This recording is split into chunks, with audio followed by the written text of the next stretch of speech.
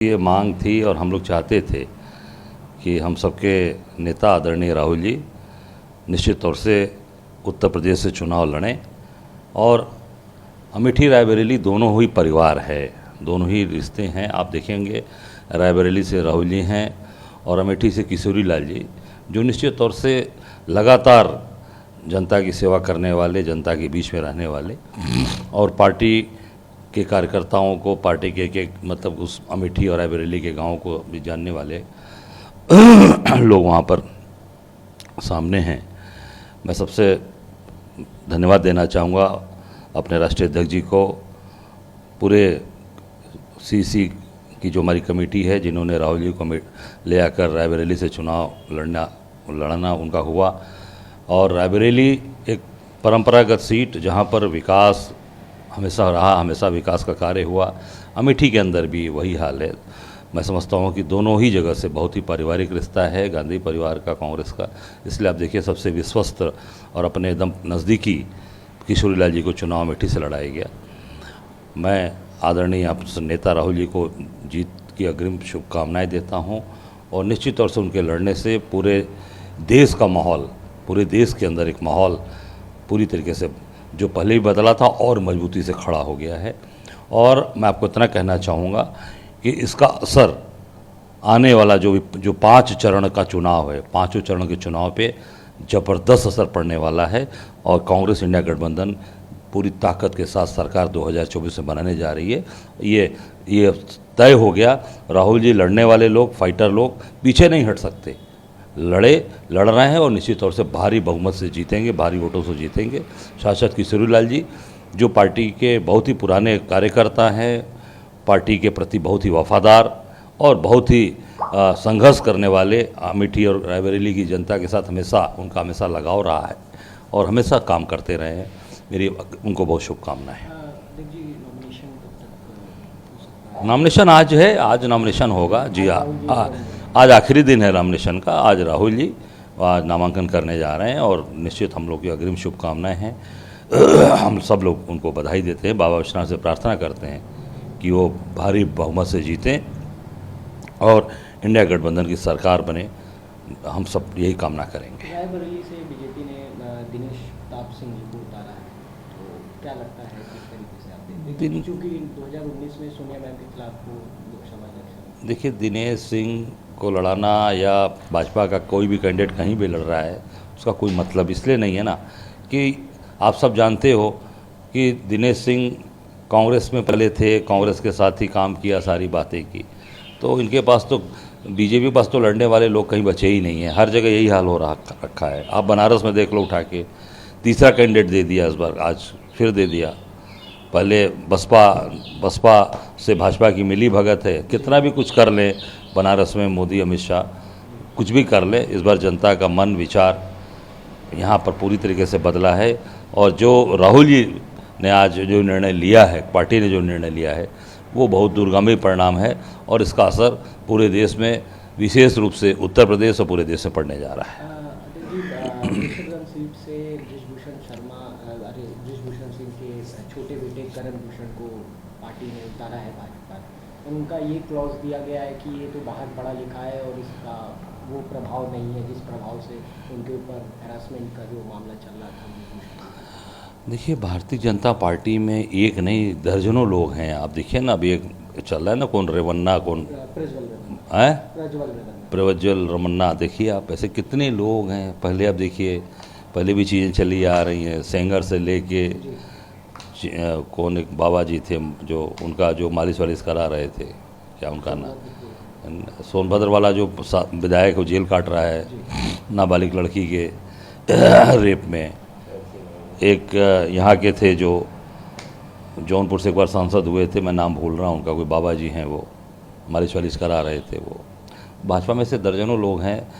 फिर भी मैं इतना ही कहना चाहूँगा कि बृजभूषण शरण सिंह जी के साथ जो किया है भाजपा ने, वो सब लोग देख रहे हैं। उनका केवल इस्तेमाल किया, उनको केवल यूज़ किया है और बृजभूषण सिंह को किनारे करके उनके बेटे को दिया है। बेटे के ऊपर कोई आरोप नहीं है, पर निश्चित तौर से बृजभूषण सिंह जी को केवल और केवल इस्तेमाल किया भाजपा ने और अंत में उनको छोड़ दिया।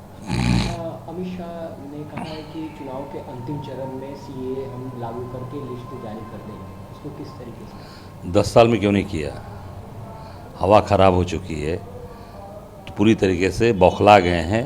अब आप देख सकते हैं कि जिस तरीके से कोविशील्ड का मामला सामने आ रहा है, पूरे और भी यहाँ से नहीं, इंग्लैंड के अंदर वो चीज़ें आई सामने और अब उनको जवाब देना भारी पड़ रहा है। और अभी मेरी जानकारी में आया कि पहले जो वैक्सीन के सर्टिफिकेट पर मोदी जी का फ़ोटो लगा था, वो फ़ोटो भी हटा दिया गया है। क्यों हटाया गया भाई? कह रहे हैं चुनाव आयोग को। चुनाव तो 2 चरण हो गए, 2 चरण 2 दिन पहले ही मैंने प्रेस करके कहा था, उनका मैंने सर्टिफिकेट निकाल के दिखाया था। 2 चरण के बाद अब क्यों उनका फोटो कर रहे हो? चुनाव आयोग की वजह से, चुनाव की वजह से हटा रहे हैं। तो हटाना होता तो 2 चरण के पहले हटाना चाहिए था ना। जब 2 चरण के हो गए, वोट पड़ गए, तीसरा चरण आ गया, तो आप उनका फ़ोटो हटा रहे हो। डर है, भय, क्योंकि पूरे देश को इन लोगों ने ले आकर आग में झोंक दिया है और पूरे देश की जनता के साथ, पूरे देश के हमारे नागरिकों के साथ इन्होंने उनकी जान से खिलवाड़ किया है।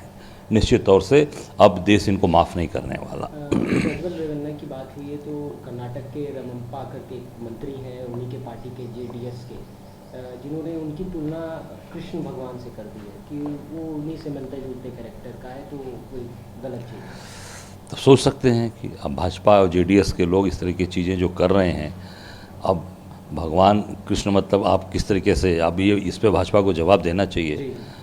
भगवान कृष्ण से तुलना करते हो, जो इस सृष्टि के रचयिता हैं, और आप कृष्ण जन्मभूमि की बात करने वाले भाजपा के लोग कितने किस तरीके की चीज़ें कर रहे हैं। मैं इतना ही कहना चाहूँगा, भगवान से तुलना किसी की नहीं हो सकती। ये सब लोग बहुत ही छद्मवेशी लोग हैं और इनका इलाज ठीक से करना चाहिए।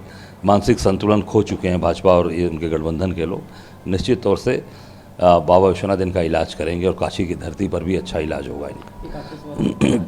योगी आदित्यनाथ ने जो औरंगजेब के समय जजिया कर एक लगता था, उसकी तुलना सीधे कांग्रेस से कर दी। कल एक सभा में उन्होंने कहा कि उसी से मिलता जुलता इनका काम है, गौ हत्या कराना, जजिया कर लगाना, इनकी सरकार ने सिर्फ यही किया।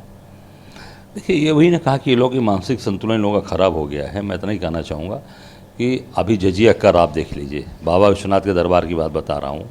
जब से यहाँ आए हैं, पहले एक बनारस के लोगों के लिए एक पास जारी होता था, जो वार्षिक दर्शन करते थे 1 साल वाले, उनका कोई पैसा नहीं लगता था, उनको पास बना के दिया जाता था। आज पता लगा लीजिएगा 3500-3600 रुपये उसके कर दिए जा रहे हैं। तो जजिया कर किसने लगाया? भाजपा ने लगाया, हमने लगाया। बाबा विश्वनाथ के दरबार में रिकॉर्ड में है ये, आप देख सकते हैं। पहले ये पास बनता था हमारे समय में, अन्य दलों की सरकार के समय भी, जब भाजपा की सरकार नहीं थी, तो वो टैक्स उस पर केवल बनाकर पास दे दिया जाता था, क्योंकि रोज़ के दर्शन करने वाले हैं बाबा के, उनको रास्ता तुरंत मिलता है, दर्शन करके अपने काम पे चले जाते थे। अब वही जो पास बन रहा है वो 3500-3600 रुपये लग रहे हैं। तो जजिया कर भारतीय जनता पार्टी योगी जी के लगा रहे हैं, इनके यहाँ बाबा विश्वनाथ के दरबार में जजिया कर लिया जा रहा है। और पूरी तरीके से आप दूसरे की बात करते हैं, गौ हत्या की बात करते हैं। गौ हत्यारों से तो पैसा खाया है भाजपा ने, 250 करोड़ रुपये लिया है बीफ कंपनी से, लिया है। रिकॉर्ड में है ना, वो तो रिकॉर्ड में है, आप देख सकते हो। जो इलेक्ट्रल बॉन्ड के रिकॉर्ड में 250 करोड़ रुपये इन्होंने गौ, जो हत्या करने वाली कंपनी है, जो गौ मांस जो सप्लाई करने वाली कंपनी है, उससे 250 करोड़ रुपया लिया। तो गौ के मांस से जब ये सौदा कर सकते हैं, गौ मांस बेचने वाली कंपनियों से खा सकते हैं, बाबा विश्वनाथ के दरबार में टैक्स ले रहे हैं, केवल मैं सालाना की बात कर रहा हूँ, वैसे रोज़ के पैसे बढ़ गए रोज़ के दर्शन के। पर एक जो रिकॉर्ड में मेरे पास जानकारी है कि आज वो सालाना जो दर्शनार्थी काशी विश्वनाथ बाबा के दरबार में, उससे भी पैसा लिया जा रहा है। इसको योगी जी क्या कहेंगे? जजिया कर कहेंगे, या भाजपा का कर कहेंगे, या मोदी जी का कर कहेंगे? इसका जवाब काशी की जनता और प्रदेश की जनता को देना जरूर दीजिए, मोदी जी और योगी जी, क्योंकि ये प्रधानमंत्री के संसदीय क्षेत्र में महादेव की नगरी है, जहाँ अड़भंगी लोग, जहाँ अवघड़दानी लोग रहते हैं। यहाँ पर ये महादेव की नगरी, गंगा मैया की नगरी है। इस नगरी में आप पैसा वसूल रहे हैं, तो इसका जवाब जरूर योगी जी से मोदी जी को देना चाहिए।